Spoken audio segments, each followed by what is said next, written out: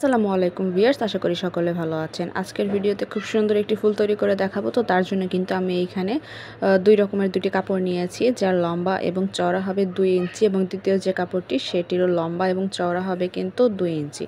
তো এইখানে দুই রঙের কাপড় রয়েছে, দুই রঙের কাপড়ে কিন্তু টোটাল 5টি 10টি কিন্তু কাপড় রয়েছে। তো প্রথম আমি যে কোনো একটি রঙের কাপড় তুলে নিচ্ছি। কাপড়টিকে কিন্তু আমি প্রথমে 3 ভাঁজ করে নিচ্ছি।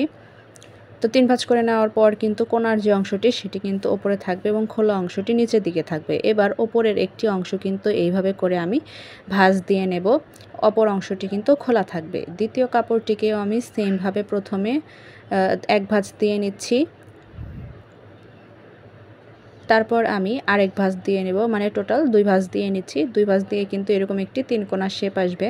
তারপর উল্টো দিক থেকে কিন্তু আমি আগের যে কাপড়টিকে ভাঁজ দিয়েছিলাম সেরকমভাবে কিন্তু একই করে এক পাশ আমি ভাঁজ দিয়ে নিচ্ছি, মানে এক পাশ ভাঁজ দেব, অপর পাশ খোলা থাকবে। এবার প্রথম যে কাপড়টি সেটি বরাবর কিন্তু দ্বিতীয় যে কাপড়টি সেটিকে আমি এইভাবে লাগিয়ে দেব।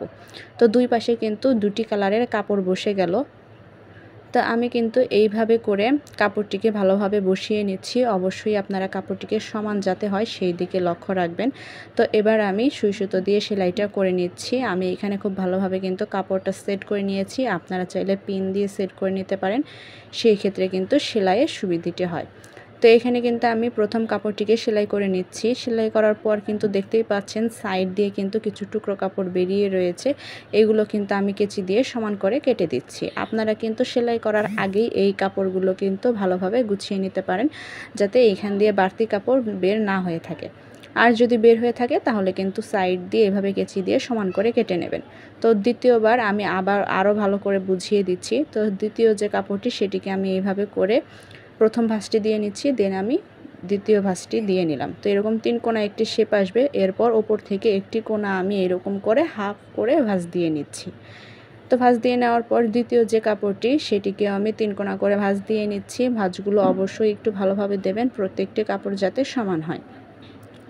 তো এখানে কিন্তু আমি কাপড়টিকে 3 কোণা করে ভাঁজ দিয়ে নিয়েছি। এবার আমি উল্টো করে এইভাবে করে উল্টো করে কিন্তু আমি আরেকটি ভাঁজ দিয়ে নেব, মানে এক পাশ ভাঁজ থাকবে, আরেক পাশ ভাঁজ কিন্তু এরকম খোলা থাকবে। তো এবার আমি প্রথম যে কাপড়টি এইভাবে করে দ্বিতীয় কাপড়টিকে আমি সমান করে ভিতরে ঢুকিয়ে নিচ্ছি। এবার আমি সুই সুতা দিয়ে কিন্তু এইখানে সেলাই করে আটকে দেব। আপনারা কিন্তু সেলাই করতে যদি সমস্যা হয় তাহলে অবশ্যই একটি পিন দিয়ে আটকে নেবেন।